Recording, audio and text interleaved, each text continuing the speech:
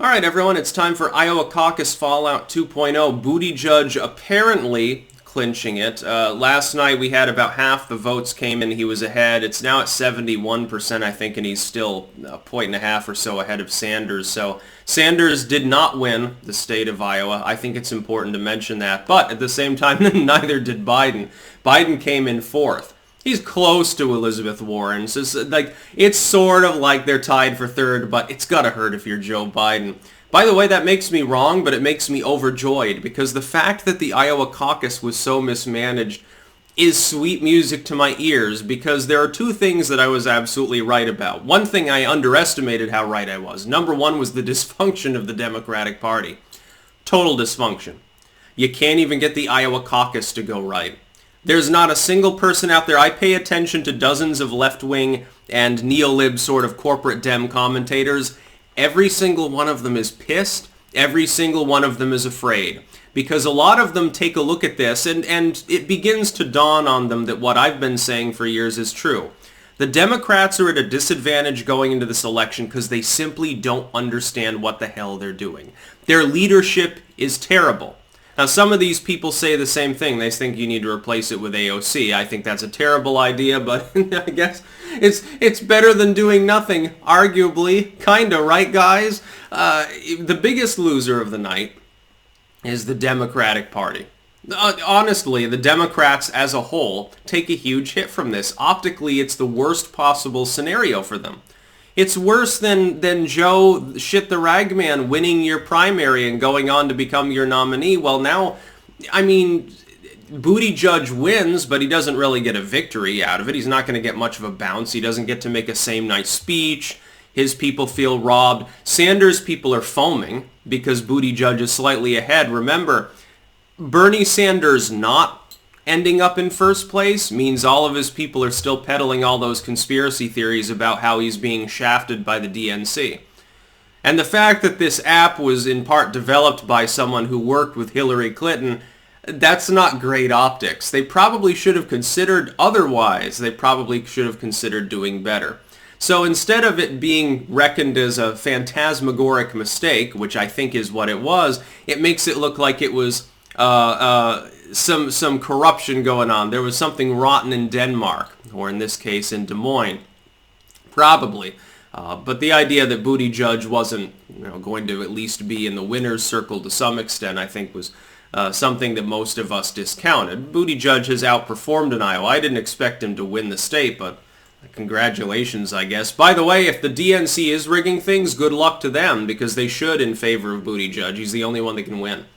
It'd be funny if they end up nominating him in part. I mean, they do corrupt shit and they get him nominated, but he loses anyway because they did corrupt shit. That's the other possibility. The Dems don't know how to win in a grassroots manner, so they always, stoop to election interference. We see that on full display here. There's no Russian election interference. There's DNC election interference.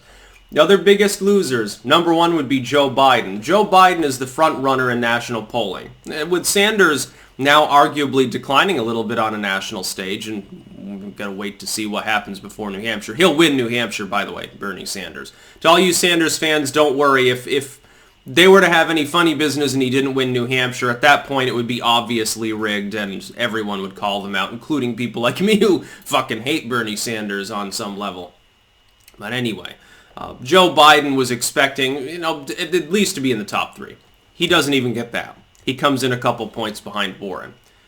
Well, that's extreme underwhelming. That is extremely disappointing for the Joe Biden camp. And even before we had any real results and we had intangible speculative numbers, he already came out and said, oh, it doesn't look that good. And it's like, at the very least, if you're not going to get results same day, you're supposed to put on a brave face and say, well, don't worry, we can still do this. Do what Hillary Clinton did when she refused to concede same night because she, probably got drunk and started becoming too aggressive. So he got sloshed, and then Podesta there had to come out onto a national stage and say, well, this thing isn't over. Go get some rest, and we'll talk to you tomorrow.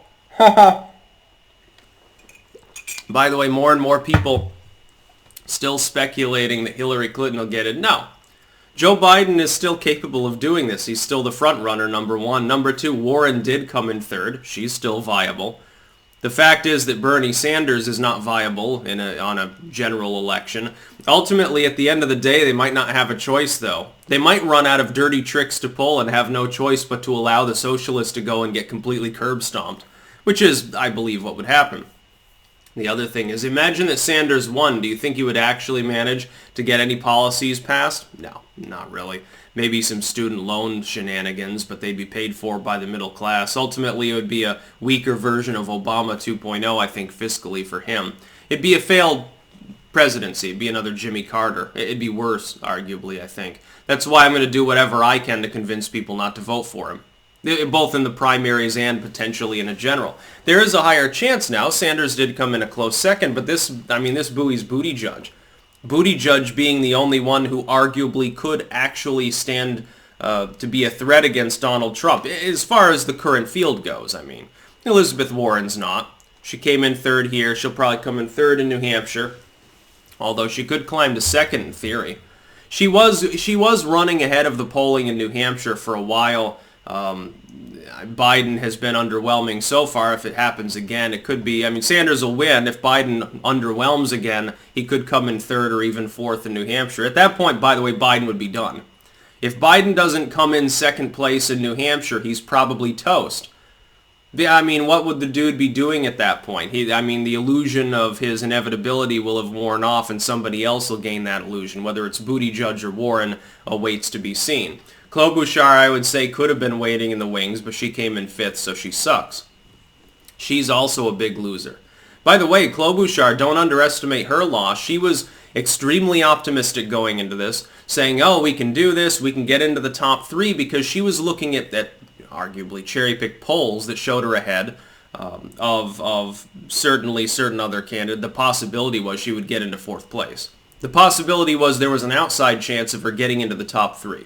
That didn't materialize. If you're Yang, you should drop out right now. You can't come in sixth place in Iowa, be looking at fourth or fifth in New Hampshire and expect to accomplish anything. But I suspect that the dude's in it at this point for the book sales and the money, so I don't think he will. Klobuchar wants to be an also-ran who has a few delegates, so that in a close race she can always circle the wagons with someone else and get a cabinet position. Yang can't even do that, but Klobuchar can. Warren might fall into that category too. I would also say that the country is a big loser for the night. There are no big winners. Buttigieg wins, but he doesn't get to give his speech. Nobody cares, and half the other people think that he cheated to get it. Bernie Sanders isn't a big winner. He didn't win the state. He really could have used that. He comes in a close second instead.